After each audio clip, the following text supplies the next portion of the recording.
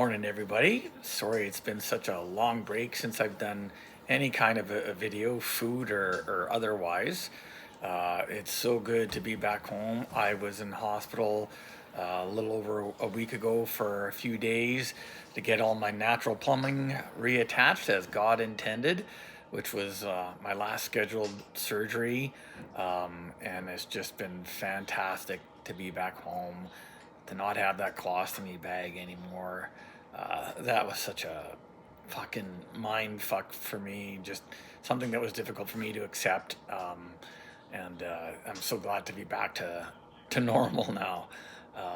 The little things that we take for granted, a bodily function like that, and not having something plastic and abnormal outside of your body that you got to tend to, it's just such a great thing to restoring such a sense of normalcy and regularity for me. And so now I'm just healing up, and the wound's going to take a few weeks to close up and get better. And I'm, you know, very conscious and thankful of the fact, because some people, who have injuries that include your plumbing system, sometimes it's a change for life. And so once again, I'm just ever so grateful for going back to the way I was. And another interesting thing about it, like having been in hospital and having a catheter in for a while, you're having to relearn, your body's having to relearn how to use a muscle that's just sat still for the longest time. And so I'm back to what I was before in terms of functions and stuff. And so I'm so thankful. And the last time that I left you it was just before I had left GP and transferred into the Vice Division drug unit. And, it's quite a thing, that first time that you compete for a spot and you see your name on that transfer list. It's a great feeling of success, and I was very lucky, very fortunate. I worked hard to make that happen, and I was lucky to be the one to get selected. And so it was a bit of a rocky start. I remember speaking to one of the DSs or detective sergeants, one of my supervisors on my shift, who had said, that we're starting on a Wednesday. He had phoned me on, I think, just before the weekend or on the weekend, and that we weren't working out of a police building. We were on a project in a nondescript City of Winnipeg owned building, because of the sensitive nature of the project. And so right then and there, I was, because that was something that I'd never seen or done before, sounded pretty cool. I had no real clue what it meant. So I was just excited. I mean, I had started growing my hair, growing my mustache, and this is after a few weeks from November. So, back then it wasn't much better than this. But I was just excited about started something new. And then Tuesday morning, the day before I thought we were starting, I got another phone call from my boss, who said that he'd fucked up and mistakenly told me the wrong day. And so there I was, starting a little bit late, though through no fault of my own, and packing up my shit together and throwing everything in a gym bag and heading off to the address that we were working out of, wearing what I thought Vice guys should wear, torn, dirty jeans and a regular old shirt, because, wearing a uniform, which was such a big part of policing before, wasn't something that I would be doing now. And so I headed off to this building to, I meet a whole bunch of people that I had never met before. And so to me, it was like starting a new job when you're a teenager. I was just a little bit nervous, didn't know what to expect. didn't have any real preparation um, for what it would be like, what I'd be doing on my first day. It was grab all my shit and get going. And so that one of the coolest things was, I'd never been a part of any project-based policing, and that first one was really the first one um, that had ever been done, targeting an organized crime or a couple of organized crime groups, and just the whole shebang, surveillance, telephone taps, hidden video cameras, all that kind of really fucking cool shit that when you're brand new and in uniform, you're not privy to as a uniform cop, but when you're in these plainclothes or specialty units, um, that's sort of a regular part of the things that you do now. And so it was a little bit overwhelming, but what took over for me was that I was just pumped up and super excited and learning new stuff, and I was exactly where I wanted to be, and it was just awesome. And got so yeah, it took some time to get to know everybody, and kind of like field training in a sense. You're figuring out sort of your place, where you fit in, and not going into it overconfident or cocky. You don't want to say too much, and I wanted to do well. I wanted to be a part of um, that unit, that team, and that's one thing that really it takes on a whole new level. It's so different when you're all sort of focused on this singular task or this singular style of enforcement. Um, Everyone, whether it's your project or the other shift's project, and you're all working on often the same thing, and so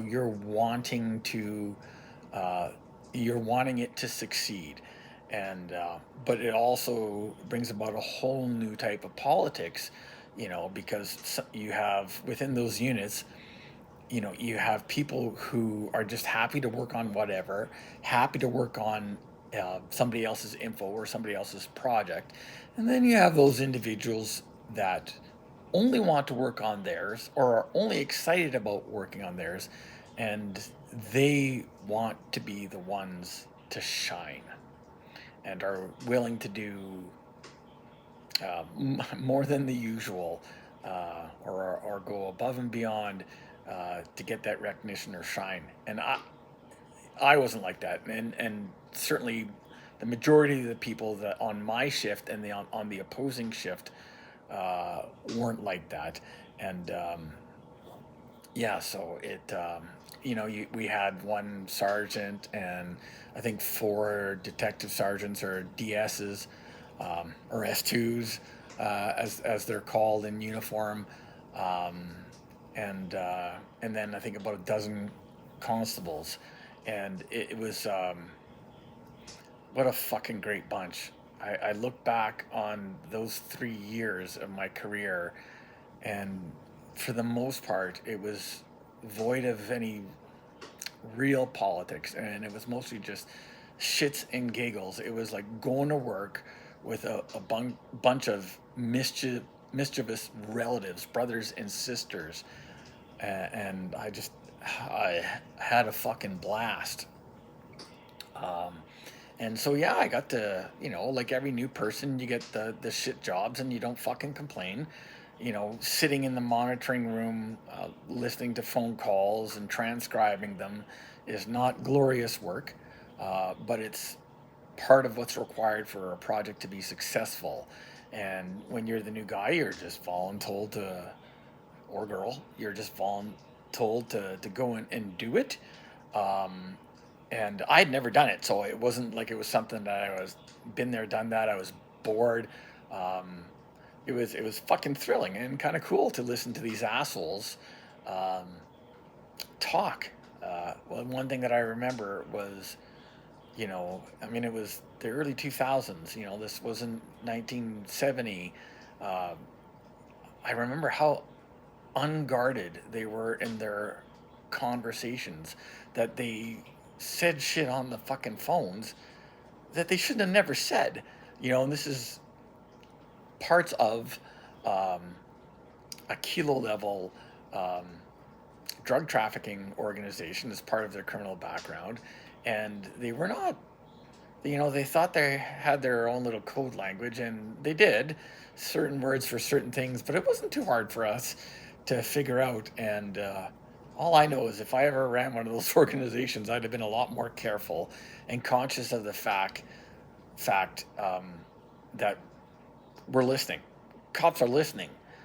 Um, One thing that's funny, in one of the OMG, or Outlaw Motorcycle Group clubhouses, um, or former clubhouses here in town, I know that on one of their telephones, or right above the telephone, there was a sticker or a picture that said, "Be careful with your conversations, the RCMP are listening," or something to that effect. And so you would think that they would abide by that and be careful, especially when they're phoning um, from their clubhouse. But they weren't. Um, Not some of them weren't the sharpest knives in the drawer, but yeah, they spoke in an unguarded fashion.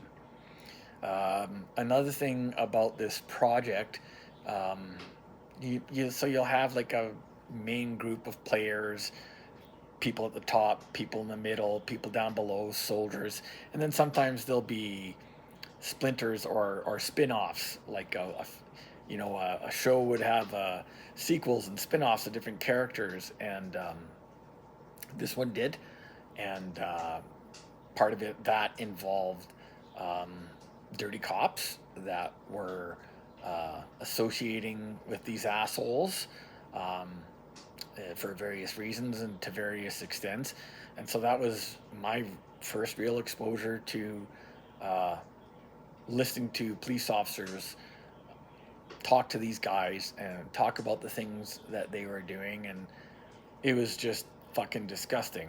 Um, I'd always known that sort of shit existed, but here I am listening to it, sometimes live, and then sometimes, when you get back into work after being on days off, you're catching up on phone calls and you're listening to these coppers talk to other coppers and talk to other assholes, and it was just disgusting. And on sort of a political note, um, you'd also, when these cops were talking to each other, of course, some of the guys were people that I had worked with, partnered up with, been on a shift with before, and they knew that I had transferred into that unit. And though I didn't really get the seriousness of it or to what degree, but those guys would ask, "So who are your targets? Here you guys are working on a project. What are you working on?" And it was just like, but you have to play dumb. Really, the only way to play dumb, and which sometimes wasn't too hard for me because I was new and didn't know a lot. And so I remember being asked that one time by an old partner of mine, um, when I was in the gym at one of the stations, and I said, "Oh, I don't know. I don't know any of these guys, because you have to say something and you can't compromise what you're doing." But anyway, that project was really successful, and it was awesome. During my time in Vice, I got to go on some of the best courses I've ever taken in my life. Difficult, challenging for other reasons. The surveillance course I found to be really hard because, in theory, following someone is a simple concept, but doing it well, especially when they're surveillance conscious targets, is a real art form. And so the course instructors were rightfully hard on us because you have to be good at this. It's not as simple as get in the car and follow them. There's a hell of a lot to it. But of course, I won't get into detail because I'm not going to do anything that's going to endanger anybody or reveal any of the techniques that we use. Another part of it is the UC or undercover course, which was the most fucking fun I've had on 2 weeks of a course ever. It's not ideal for a young father or family lifestyle, hard on the liver, but it does so much to get you out of your comfort zone and stretch what you're able to do. You learn how to become something that you're not, to convince others of that. And, our course monitors and our course instructors were excellent. I don't think I could have had better ones. And I was thankful for learning it. And that's, a large part of working in Vice or later organized crime um, is being a good undercover operator, which I was not.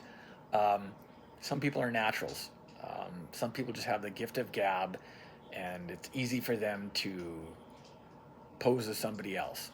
And it took me a long time to develop that skill, and it took me a long time, I had to work hard just to be decent at it. And I really admired those whom it just came naturally for. And I can think of about 3 cops in particular who were just so goddamn good at it. I wasn't jealous, but I admired how good they were. And part of that function of being a UC, of course, is, we don't infiltrate any gangs over the long term or anything like that here. We just don't have the time or budget or ability for it. But a large part of what you do is buying drugs. And that took me a long time to get good at. I was a little bit scared. And again, that was something that did not come naturally to me. So I really relied on watching and listening to senior guys who'd already long ago proven themselves to be good at it. But eventually, I bought a few rocks of crack cocaine here and there. I bought 8 balls of cocaine here and there, and the highlight of the biggest buy that I had ever done was a couple ounces of coke, which was, to me a big deal. So I did do it. I was able to successfully do buys. Just, not as many, maybe if I remember correctly, 12 or 15 buys when we weren't on projects, just doing buy bus or dial a dealer stuff. And but that was something that was just, I'll never forget. It was so much fun, and everybody is, so heavily invested in it being successful, not just the guy who might be handling the informant, but everybody involved on it. And I just fucking love the fact that, we might have one particular group we're trying to buy from, or one phone line we're trying to use, and everybody on that shift was just like, yeah, I'll be cover, or I'll be takedown, or I'll be surveillance. And they're, for the most part, really everyone just fucking volunteered to do what they needed to do what was necessary. And excuse me, in that regard, usually in briefings in uniform, it's the sergeant or patrol sergeants who conduct the briefing. But for us in Vice and OCU, Organized Crime Unit, it was whoever's thing it was. So if you had written a search warrant, or if you had information from an informant, about a phone line for buying powder or crack cocaine or weed or whatever, it was that person that held the briefing. And so you've got all your bosses and all the guys and gals on the shift, and you're the one who holds the meeting. And that was, that can be nerve-wracking. It was the first few times that I did it. But that is something that makes you grow and stretches your abilities. And that was a fantastic experience, and that was another skill that I had learned. And then the other thing, of course, was, well, I mean, there's so many more other things, but another large part of that kind of work, whether it's Vice or organized crime, whether it's, dial dealers or street level guys, or higher up, multi-ounce, kilo level guys. Um, Learning to work in formats was it's such a necessary and huge part of that job in particular. And there's so much more about the Vice unit. I simply can't cover it all in one 20-minute video. So I think I'm going to start to close now, and I'll do another video in the next few days, um, and talk about so much more other stuff. So once again, thanks for tuning in, and sorry I haven't been at it for a while. I also do have another food video in the queue that's getting edited. We'll get it out there, so I don't do any of that shit myself. And in the meantime, there's a lot of stuff going on with us locally here in Winnipeg. Uh, but in the meantime, for those guys and gals that are still out there on the street in whatever capacity, remember your family and your days off are more important than anything that you do on the job. Take good care of this and this. Um, and remember, it's a long 25 or 30 years. Um, so take good care of yourselves. And if you're ever bothered by any of the shit that we see and or do, talk to someone about it. Anybody at all, family, friends, peer support, um, all of us out on the front lines of first responding, regardless of the color of the stripe down the side of your pants. You are loved. You matter. You are not alone. Take good care of yourselves, please. Till next time.